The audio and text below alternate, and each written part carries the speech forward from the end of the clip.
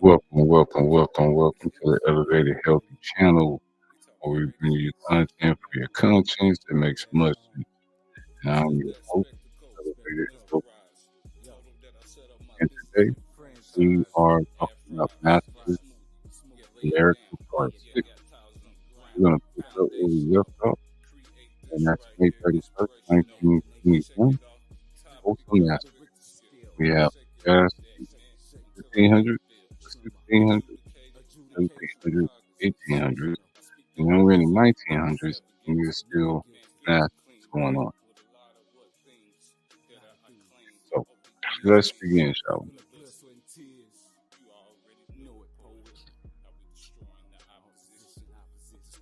And if you like the content, you already know what can help make this go even more.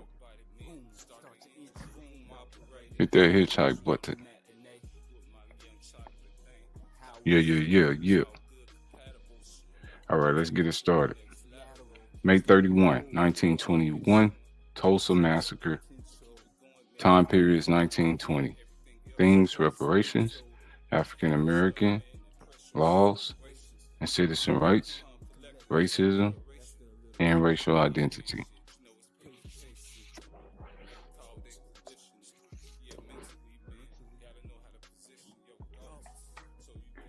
African Americans did all they could to fight the fires, to no avail. Source Tulsa Historical Society. One of the most violent episodes of dispossession in United States history began on May 31, 1921, in Greenwood, a thriving black neighborhood in Tulsa, Oklahoma. From May 31 through June 1, deputized whites killed more than 300 African Americans. They looted and burned to the ground 40 square blocks of 1,265 African American homes, including hospitals, schools, and churches, and destroyed 150 businesses. White deputies and members of the National Guard arrested and detained 6,000 black Tulsans who were released only upon being vouched for by a white employer or other white citizen. 9,000 African Americans were left homeless and lived in tents well into the winter of 1921. This assault was met by a brave but unsuccessful armed defense of their community by some Black World War I veterans and others. Running the Negro out of Tulsa. June. State June. Can't tell what that is. I know it's 1921. The description is by Linda Christensen of Rethinking Schools in the introduction to her lesson, Burning Tulsa, the legacy of black dispossession. Look at this. See, they'll take pictures of it like this and put it on postcards and send it to their friends and family. She goes on to describe why and how she and her colleagues teach about the Tulsa Massacre, often described in textbooks as a race riot. We didn't want students to get lost in the history of Tulsa, though it needs to be remembered. We want them to recognize the historical patterns of stolen wealth in black, brown, and poor communities. We wanted them to connect the current economic struggles of people of color by staying alert to these dynamics from the past. We wanted them to see that in many ways, Tulsa and other black communities are still burning, still being looted. Smoke over burning buildings in Tulsa, Oklahoma during Massacre of 1921. Source, Library of Congress. Also, see the Massacre of Black Wall Street and illustrated story by The Atlantic.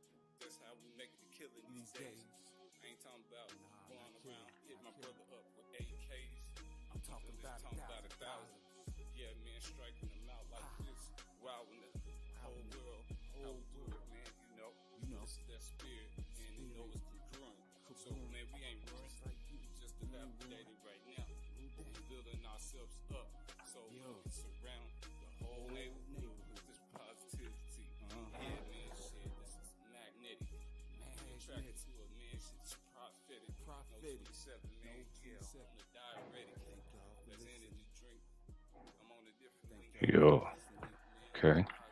That'll be something we can read at a later time. Okay, but I just want y'all to see that.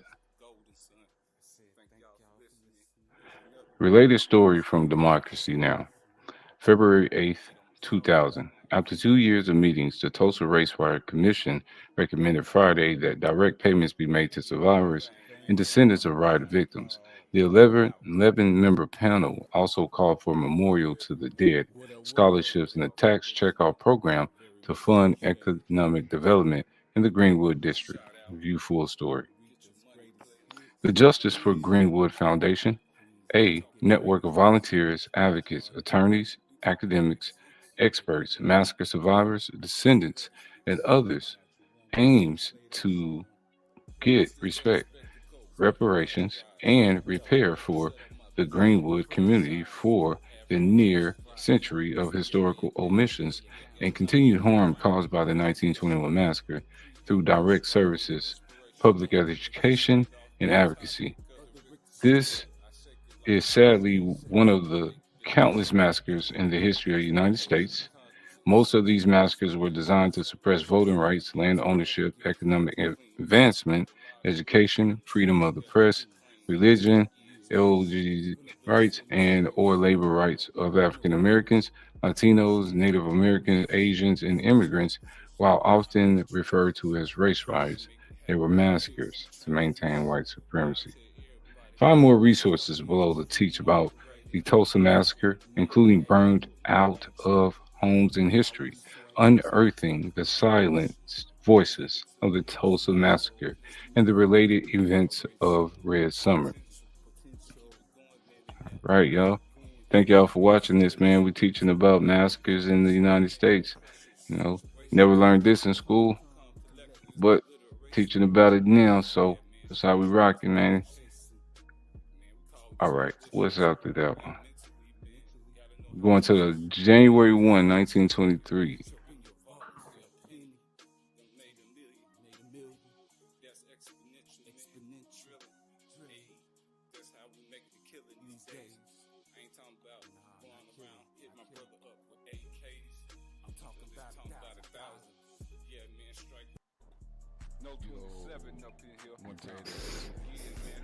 January 1, 1923, Rosewood Massacre. 1920 themes: reparations, African American economics, racism, and racial identity. It has been a struggle telling this story over the years because a lot of people don't want to hear about this kind of history. But Mama told me to keep it alive, so I keep telling it. It's a sad story, but it's one I think everyone needs to hear. Lindsay Jenkins, niece of Rosewood school teacher. The Rosewood Massacre, or pogrom, which led to the total destruction of the rural black town of Florida, began on January 1, 1923. Embedded from Getty Images, 191923, Rosewood, Florida. First photos of Florida race riots. Shows a Negro home.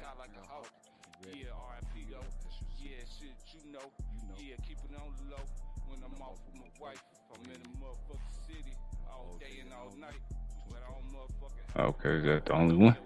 Alright. Just want y'all to see that. A white posse formed on January 1, spurred by the false accusation of a white married woman who claimed to have been beaten by an unnamed black man, most likely to cover for the beating of her white lover. The posse carried out lynchings of African Americans and burned the town to the ground. Learn about the Rosewood Massacre or pogrom from the 1997 film Rosewood by John Singleton with actors Vin Rain and John Voight. Virtual Rosewood website offers primary documents, oral histories, a digital documentary, plans for virtual reconstruction, and more. Rosewood Massacre, a harrowing tale of racism and the road toward reparations by Jessica Glenza in The Guardian, January 3, 2016. Rosewood Massacre, 1923, BuildBlackPast.org. Gonzalez Tennant Edward, 2012, Intersectional Violence, New Media in the 1923 Rosewood Program. Fire, the multimedia journal of Black Studies, teach about the legacy of these race riots, with burned out of homes in history, unearthing the silenced voices of the Tulsa race riot by Linda Christensen from Rethinking Schools. Read about more massacres in U.S. history. All right, so that's the Rosewood Massacre, y'all. Let's keep it going.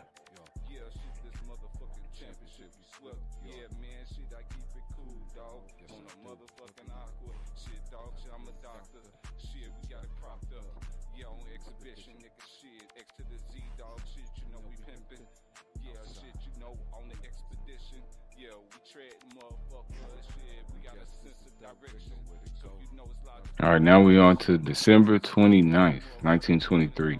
Terror attack on African Americans in Catcher, Arkansas. On December 29th, 1923, the Catcher race riot began, leading to the creation of another sundown town in Arkansas. Within the span of a few days, an African American man was murdered. 11 African Americans were charged with night riding after serious threats to their safety. There was an exodus from Catcher of every African American family. Charles Spurgeon Rooks. Two African American men were executed, including Charles Spurgeon Rooks, 1893 to 1924, in the photo, while a third was given life in prison, following speedy trials that included dubious evidence offered by the prosecution. The defendants were represented by Scipio Africanus Jones, a prominent attorney in Little Rock. Learn more about this story at the Encyclopedia of Arkansas. Teach about the legacy of these race riots with the lesson Burned Out of Homes in History, Unearthing the Silent Voices of the Tulsa Race Riot by Linda Christensen, Rethinking Schools. For a list of other events that are called race riots in mainstream text but are better described as massacres in U.S. history, learn about sundown towns in the book by James Lorwin. December 29th, Catch, Arkansas. All right, keep it going. Now we're moving to March 21, 1937, the Ponce Massacre. March 21, 1937, Ponce Massacre, 20th century, 1920 themes, Latin X. Relatives of nationalists killed in the Ponce Massacre in front of Nationalist Party headquarters, machine gun bullet holes in the wall. Ponce, Puerto Rico, Source Library of Congress. The Ponce Massacre occurred on March 21, 1937, when a peaceful march in Ponce, Puerto Rico was attacked by police who shot and killed 19 Puerto Ricans and wounded over 200 others. The march had been organized by the Puerto Rican Nationalist Party to commemorate the ending of slavery in Puerto Rico and to protest the imprisonment by the United States government of nationalist leader Pedro Albizu Campos on alleged sedition charges. The bloodshed began when the Insular Police fired on the marchers. The Insular Police, a force somewhat resembling the National Guard, was under the direct military command of the United States appointed Governor of Puerto Rico, General Blanton Winship. Learn more about the Ponce Massacre, a defining event in Puerto Rico's history from the 2007 Democracy Now! Story below. In the segment, co-host Juan Gonzalez, born in Ponce, reads from his book Harvest of Empire. The day was Palm Sunday, March 21, 1937. My aunt Graciela was 16 and caught up in the nationalist fervor at the time. Luckily, she decided to skip the march that day and go on a picnic with her sisters, Anna and Pura. They all trekked up to El Villa, the magnificent hilltop estate of the Sorayas family, owner of the Don Q rum distillery. From the rolling castle grounds, you can look down on all of Ponce. Pura who was a child at the time, recalls that shortly after the nationalists gathered, the church bells began to ring, and when she looked down the mountain toward the plaza, she saw people scattering in all directions. A young woman they knew ran up to them screaming, "There's a massacre in the town. The nationalists and the soldiers are fighting. The hospital is full of wounded." When the smoke had cleared, 21 were dead, 150 were wounded. A human rights commission who would later report that all had been gunned down by the police. It was the biggest massacre in Puerto Rican history. Related resources: a hurricane in the classroom, inside the school in schools ensnared in Puerto Rico's privatization fever, and how its teachers are fighting back in Rethinking Schools 2018. All right, so that's the March 21, 1937 Ponce Massacre.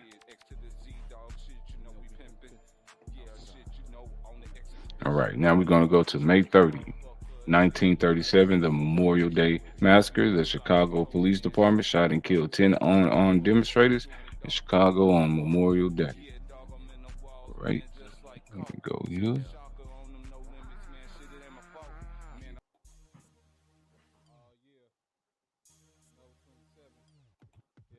Thank y'all for watching this live. Appreciate that, man. No doubt, no doubt.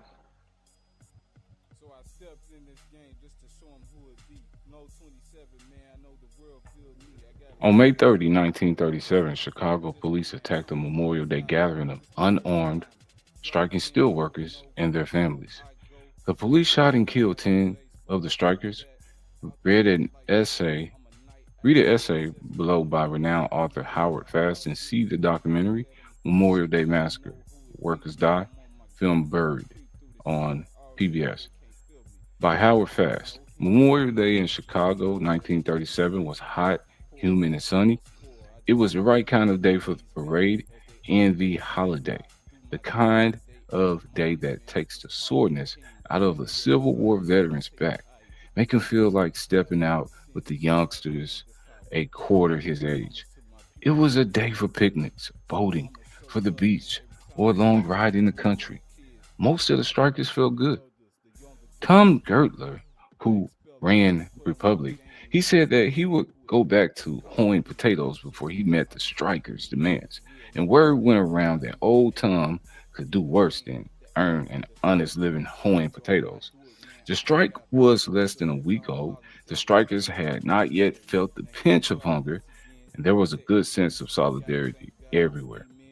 Because it was such a fine summer day, many of the strikers brought their children out onto the prairie to attend the first big mass meeting, and wherever you looked, you saw 2 year olds and 3 year olds riding a pickup back on the shoulders of steelworkers. Continue reading fast full Memorial Day Massacre essay, new documentary, Memorial Day Massacre, Workers Die, Film Buried. Check out the documentary in companion oral history collection, Memorial Day Massacre, Workers Die, Film Buried, about the 1937 Memorial Day Massacre. Learn about the book and film in this Democracy Now segment. It was a time like today when unions were growing stronger. The workers were on strike against Republic Steel, and the police attacked them with weapons supplied by the company. The tragic story is told in a new PBS documentary. The mass media, right up to the New York Times, was supporting the police story that they had no choice but to open fire on this mob, says Greg Mitchell, who directed the PBS documentary Memorial Day Massacre, Workers Die, Film Buried, and edited a companion book that is the first oral history on the tragedy. The film was produced by Lynn Goldfarb. Right, I would play it, but they might strike it. But this is about the Chicago Memorial Day Massacre that happened on 1937. You can read more in a Truth Out article, a Memorial Day Massacre. Find out resources to teach history below. All right, so let me go back up here so y'all can see. May 30, 1937, Memorial Day Massacre. Pow, pow, man. Chicago, 37. It was violence in Chicago in 37, man. Even in the 30s, it was violence in Chicago. And y'all ever wondered why in Chicago the downtown zip code is 600? What is it? 60606? Think about that for a minute. All right, July 11th, 1947, Anguilla prison massacre. Time periods 1945, African American, labor, racism, and racial identity. So we don't went from 1500, 1600, 1700, 1800, 1900, and they still doing the same thing. So I'm just letting y'all see how this has become a culture in the United States. It ain't always just black fatigue, as they call it. All right, July 11th, 1947, Anguilla Prison Massacre. On July 11th, 1947, a camp warden and guards shot dead 8 prisoners being held at the Anguilla prison in Georgia. They were Jonas Smith, Henry Manson, Willie Wright, James Smith, George Patterson, Edward Neal, Dan W. Stevens, and Willie Frank Chambers. Anguilla Quilt 2021, created by Rachel Wallace in collaboration with Miriama Kabi Kaba during a 2021 project Nia Artist Residency. The victims were sentenced to time in a prison labor camp outside of Anguilla, Georgia, after being convicted of crimes such as robbery, burglary, and larceny. Little else is known about these 8 men, though the only reason we know what little we do know about them is because of the dedicated organizing by the NAACP to bring attention to their deaths. According to the Anguilla Prison Massacre Quilt Project, which was created to honor these men, the day after their murder, the New York Times ran a story describing their killing as a failed escape attempt. That was the official story, but a handwritten letter from one of the survivors that made it to the local NAACP chapter told a different story. Investigations by NAACP members revealed that the men had been forced to dig ditches without shoes in swampy land infested with poisonous snakes.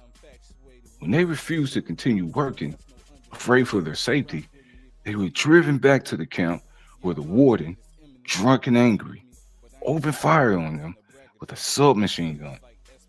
Thanks to their advocacy, there were public hearings and eventually a trial. Although no one was ever convicted of the killings, the fact that we know as much as we do today is because of their tireless efforts for justice. To learn more about this massacre and the quilt design in their honor, visit the Anguilla Prison Massacre Quilt Project. The quilt is by Rachel Wallace in collaboration with Miriam Kaba, created during a 2020-2021 project Nia Artist Residency. All right. So that's the Anguilla Prison Massacre, July 11th, 1947. Gonna keep it going. I appreciate y'all for watching the live, all that good stuff. If y'all feeling the content, because I bring you content for your conscience that makes much sense. Hit that hitchhike button for me if you don't mind, man, so we can drive this through the algorithm. Because some of this stuff, was never taught in school about. So that's why I'm bringing it to y'all.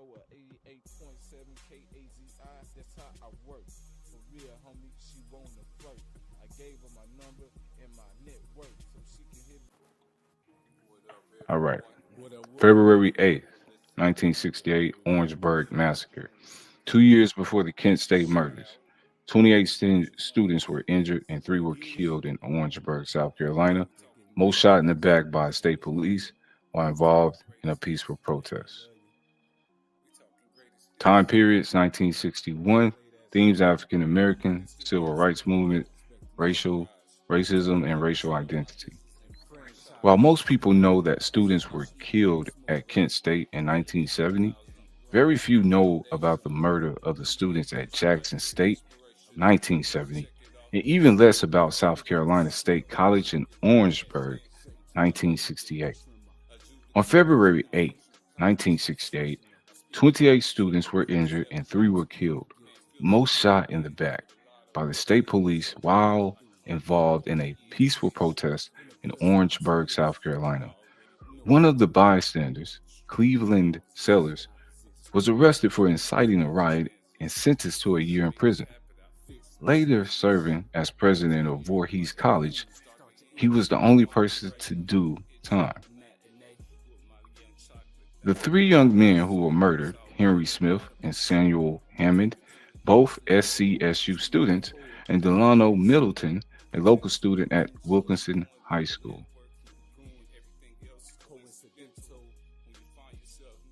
Background: in 1968, although home to 2 black colleges and a majority black population, Orangeburg's economic and political power remained exclusively in the hands of whites. When a black Vietnam War veteran was denied access to a nearby bowling alley, one of the last segregated facilities in town, 300 protesters from South Carolina State College and Claflin University converged on the alley in a nonviolent demonstration. A melee with the police ensued, during which police beat 2 female students. The incensed students then smashed the windows of white owned businesses along the route back to campus. The governor sent in the state police and National Guard. Hey, that sound familiar? By the late evening of February 8th, Army tanks and over 100 heavily armed law enforcement officers had cordoned off the campus. 450 more have been stationed downtown. About 200 students milled around a bonfire on SC State's campus. A fire truck with armed escort was sent in. Without warning, the crackle of shotgun fire shattered in the cold night air. It lasted less than 10 seconds. When it was over, 28 students lay on State's campus with multiple buckshot wounds. 3 others had been killed. Almost all were shot in the back or side. Students and police vividly described what they experienced that night. Journalists remember that the governor and law enforcement officials on the scene claimed police had fired in self defense. The Associated Press initial account, carried in newspapers the morning after the shooting, misreported what happened as an exchange of gunfire. The source, an AP photographer on the scene, subsequently revealed that he heard no gunfire from the campus. In Orangeburg, police fingered Cleveland Sellers as the inevitable outside agitator who they claim had incited the students. 23 years old, he had returned home, leaving his position as Student Nonviolent Coordinating Committee SNCC program director to organize black consciousness groups on South Carolina campuses. Sellers had already attracted the attention of law enforcement officials as a friend of SNCC head Stokely Carmichael, who had frightened many Americans with his call for black power. Inset: the Orangeburg Massacre on February 8, 1968, after 3 nights of escalating racial tension over efforts by SC State College students and others to desegregate the All Star bowling lanes, 3 students died and 27 others were wounded on this campus. SC Highway patrolmen fired on the crowd here, killing Samuel Hammond Jr., Delano Middleton, and Henry Smith. This tragedy was the first of its kind on any American college campus. Go figure. Cleveland Sellers stands beside the historic marker on the SC State University campus at the 2000 Orangeburg Memorial by Cecil Williams. All right, I think I left off right here. Carmichael's ideas articulated the movement's shift from a focus on integration to one of gaining political and economic power within the black community.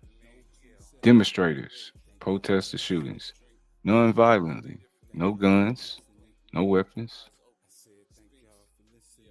just ordinance and intention. to know that these people are descendants of those who built this nation and are part of those people who built this nation. Let's not forget that.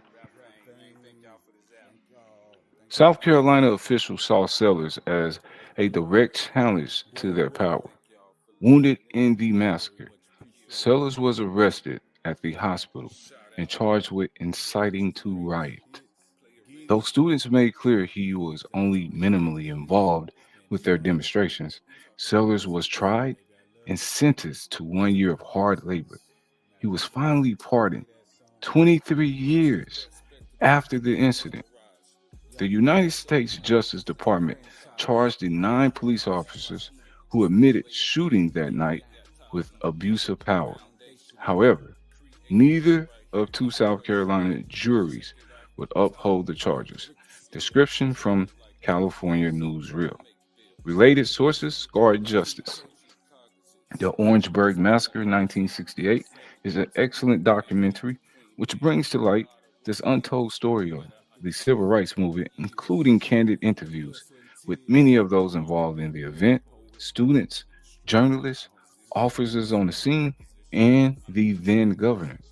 The film also provides students with a good understanding of the concept of Black power in the context of the civil rights movement.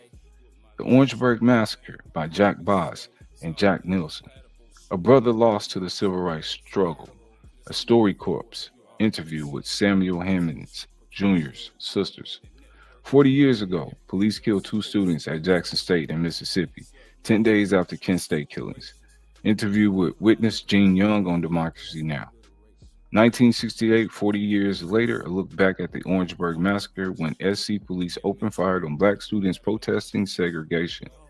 Interview with Cleveland Sellers on Democracy Now! More resources below.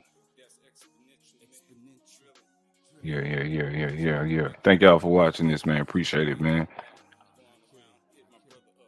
Gonna keep it going, man. If y'all share this out with y'all people, man. Appreciate that so they can see this. November 3rd, 1979, Greensboro Massacre. 1975, we all the way up to 1975, man. I think they ain't about to pop out with the brick phones in 1975. We still doing this? Organizing, racism, and racial identity. Photo from UMass. If you have info about the date or description, please let us know. On November 3rd, 1979, 5 people were killed when the Ku Klux Klan and the Nazis fired on an anti-Klan rally in Greensboro, North Carolina. They were Cesar Vicente Case, March 5th, 1954, November 3rd, 1979, Michael Ronald Nathan, MD, July 13, 1947, November 5, 1979, William Evan Sampson, January 3rd, 1948, November 3rd, 1979, Sandra Neely Smith, December 25th, 1950, November 3rd, 1979, James Michael Waller, MD, November 5, 1942, November 3rd, 1979. The police, who had been warned of the potential for trouble, were suspiciously absent at the time of the attack. The Greensboro Truth and Reconciliation Commission was formed in 2004 to investigate the incident known as the Greensboro Massacre. Students can compare the messages and headlines for the coverage of the story. For example, History.com. This Day in History Online says, Communists and Klansmen clash in Greensboro. The Day in Civil Rights History, New South Books 2009 says, Klansmen, Nazis gunned down 5 in Greensboro, North Carolina. Learn more. Morningside, the 1979 Greensboro Massacre and the Struggle for an American City Soul by Aaron Sheltley. In this brilliant investigative deep dive, historian Sheltley brings into startling focus the freewheeling world of law enforcement's Cold War era anti-communist crusade. Publishers Weekly. The Greensboro Massacre of 1979, explained by Eric Ginsberg via Teen Vogue, The Greensboro Massacre at 40. Lessons for Movement Building. Event on September 28, 2019 at the People's Forum in New York City. Speakers include survivors of the Greensboro Massacre, Reverend Nelson Johnson, Joyce Johnson, and Paul Burmazon, who reflected on the 40-year anniversary, moderated by Ross Pelias. Greensboro Massacre at 40, man. Check that out, man. If y'all got time, I ain't gonna play it because they might strike me. But yeah, if y'all haven't known about this is 1975, man. Ku Klux Klan and Nazis in 1975. Just want y'all to think about that. We didn't. If y'all go look at all the other ones, y'all can see that I took it from damn near the 1500s to now, and it's still going on. So, Democracy Now!, October 7th, 2020, segment Greensboro Massacre. City apologizes 41 years after cops allowed Klan Nazis to kill five anti racists. Allowed. Hold on. Allowed. Allowed. Y'all see this? Cops, Klan, Nazis, kill. Seem to all roll hand in hand. Don't y'all think? Just look at that. Maybe seem a little minor because it's words, but look. Cops allowed Klan, Nazis, kill. Just turn that C into a K and you got I ain't gonna mess with y'all, man. All right, where we at? Let's keep it going. May 13, 1985, Philadelphia police bomb move. 1975, African American criminal justice, incarceration, laws and citizen rights, racial identity. On May 13, 1985, the Philadelphia Police Department dropped a C4 bomb on the home of the MOVE organization, killing 11 people, including five children, and wiping out 61 homes and two city blocks.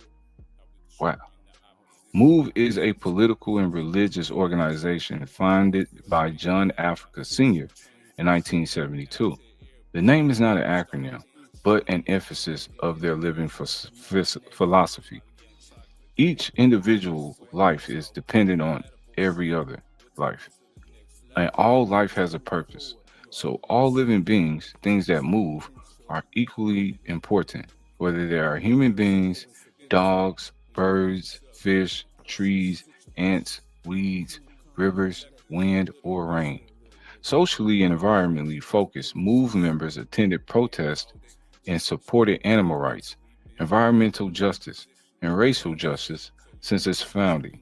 In Philadelphia, because of their loud and visible radical presence, they were targets for police harassment, raids, and arrest, including a violent home invasion in 1978, which Mike Africa Jr. described in Salon. In the 1980s, MOVE relocated from a home in Powhatan Village to a row house on Osage Avenue in a black middle class neighborhood of West Philadelphia. Some of the neighbors complained to the city about MOVE for nuisance reasons such as trash piled up around the home and the political speech blaring from a bullhorn. MOVE was ordered to leave the home by the city. When MOVE refused to leave, the police chose to react with force and deadly violence. Long wanting to evict MOVE, the force prepared for a siege in spring 1985. John Africa Sr. hugs fellow MOVE members. BlackPass.org explains on May 13, 1985, city officials sent police to serve arrest warrants with orders to carry out by extreme force. Nearby local residents were told to evacuate but could return to their homes the following day. Nearly 500 officers in SWAT gear, backed by heavy artillery and anti tank machine gun, surrounded the block. A shot fired from inside the MOVE residence was met by a volley of over 10,000 rounds in 90 minutes, all shot into the home. Five fire trucks pumped gallons of water through the basement, and tear gas was thrown into the windows. of the home. SWAT teams tried to blast holes in the walls of adjoining houses to gain entry. Move members hid in the basement of the home, holding children in the air to avoid drowning and rising waters. The all day standoff led to the city dropping a C4 bomb on the rooftop of the home. The bunker did not fall, but the roof of the home was engulfed in flames. 65 neighborhood homes were destroyed, and over 200 residents lost their homes. Osage Avenue in Philadelphia following the move bombing. Source Bettman Archive.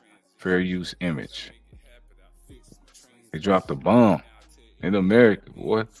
They dropped a bomb on American soil. Their own people, American citizens.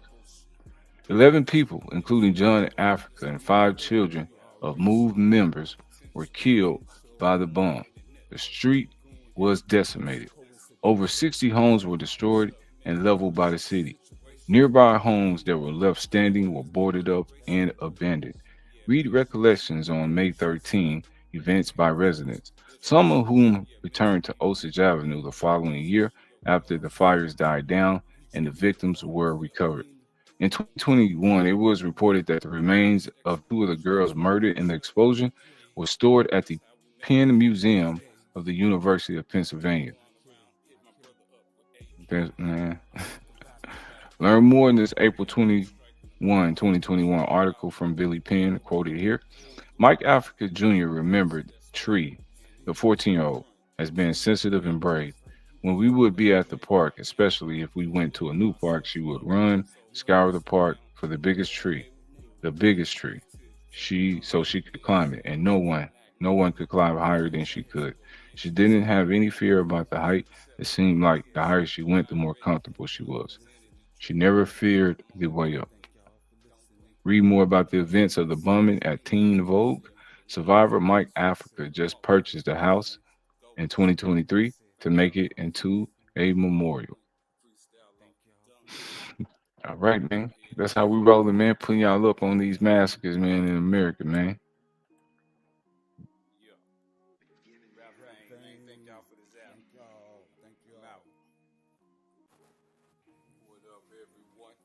All right, perfect. We're going to read this one. August 5th, 2012, the Sikh Temple of Wisconsin massacre. On August 5, 2012, a white supremacist entered the Sikh Temple of Wisconsin in Oak Creek and shot 10 worshippers, killing 6 and wounding 4. A seventh victim died of his wounds in 2020. The 7 who were killed include the temple founder, Satwant Singh Kalika, the brothers of Sita and Rajit Singh, Prakash Singh and Parajit Kaiu, Savej Singh and Pujab Singh. Visitors look at a memorial near the entrance of the Sikh Temple of Wisconsin's Wednesday, July 31, 2013 in Oak Creek, Wisconsin.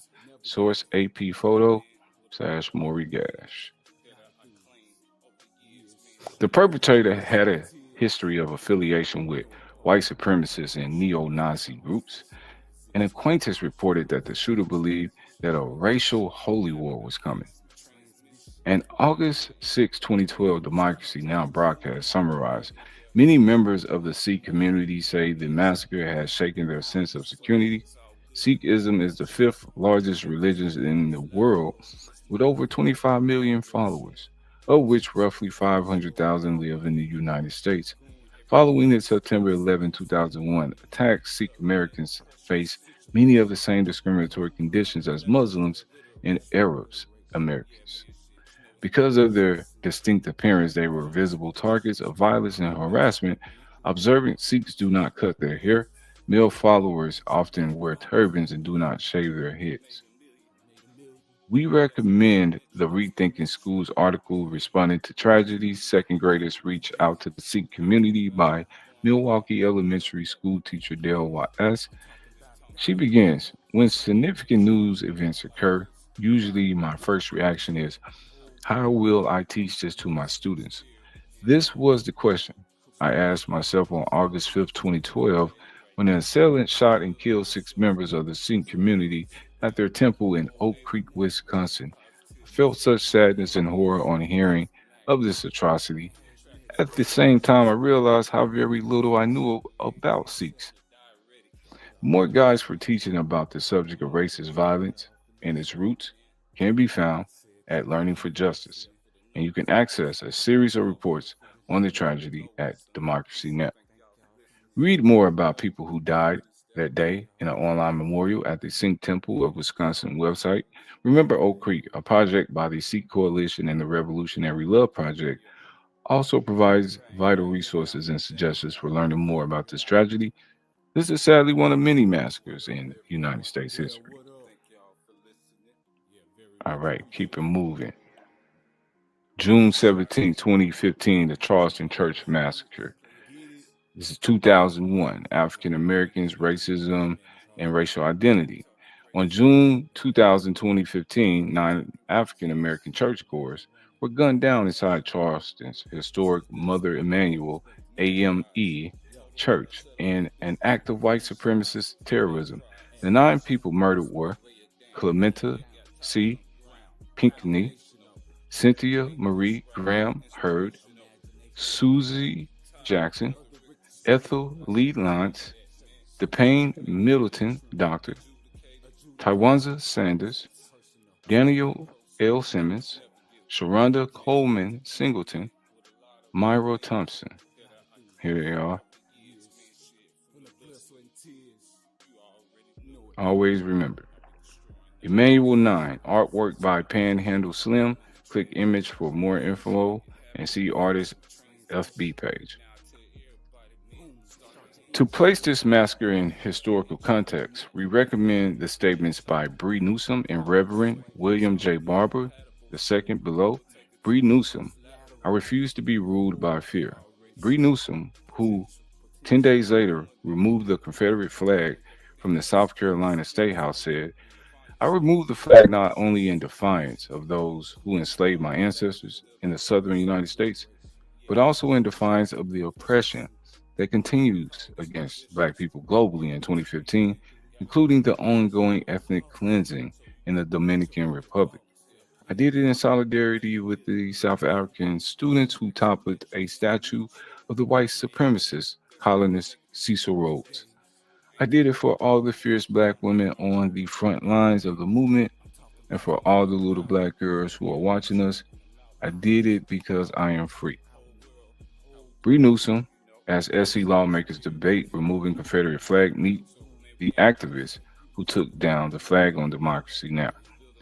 One of the things that was so tough about the immediate aftermath of the massacre was not just the violence itself, but the apparent, like, obfuscation about what had actually just happened, that it was a terrorist attack. You know, there was a lot of things being thrown out. Yes, it's an issue of gun violence. You know, yes, it's an issue of, you know, the church being targeted, but it's specifically a Black church. And I think it's important that we not remove it from the historical context, like really understand what that means. This exists in a long line of terrorist attacks against African Americans in this country. That's what domestic terrorism looks like in the United States. Reverend William Barber, the Charleston shooter, has been arrested, but the true killer remains at large. Hmm. The perpetrator has been caught, but the killers are still at large. The deep wells of American racism and white supremacy that Dylan Roof drank from. These families of the murdered are challenging the schizophrenia of American morality that allows political leaders to condemn the crime but embrace the policies that are in its genesis. Many of the South Carolina politicians and others in the nation are examples of a common theme massacres in the U.S. history. This is one of the countless massacres in United States history. Many of these massacres were designed to suppress, right? That is the Charleston Massacre, people.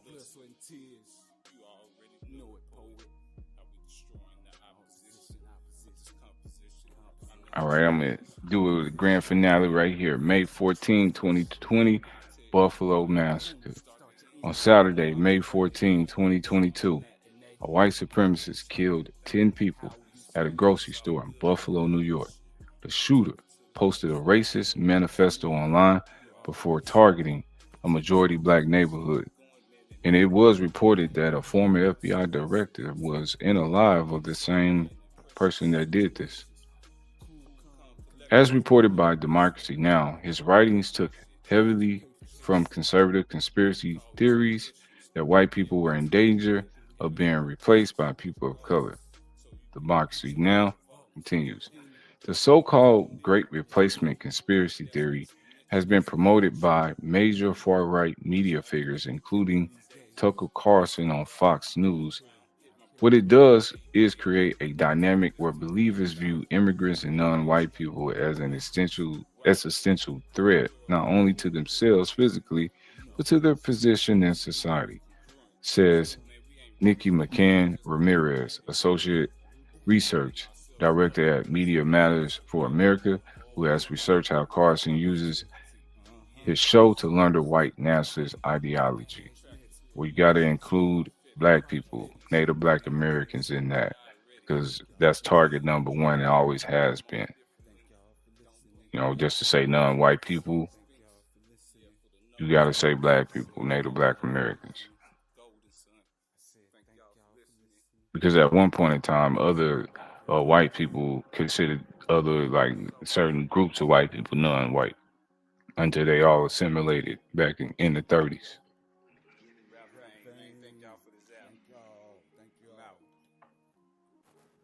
All right, man. Appreciate y'all, man, for watching uh, these important chronicles of the United States history, man, that don't get told in schools because they consider it critical race theory, but it actually happened. So I'm gonna end it right there, man. Y'all been the realest. Appreciate y'all for the support. If y'all like the content, hit that like button and subscribe to the channel, man. Y'all be safe out here, man. I'm out.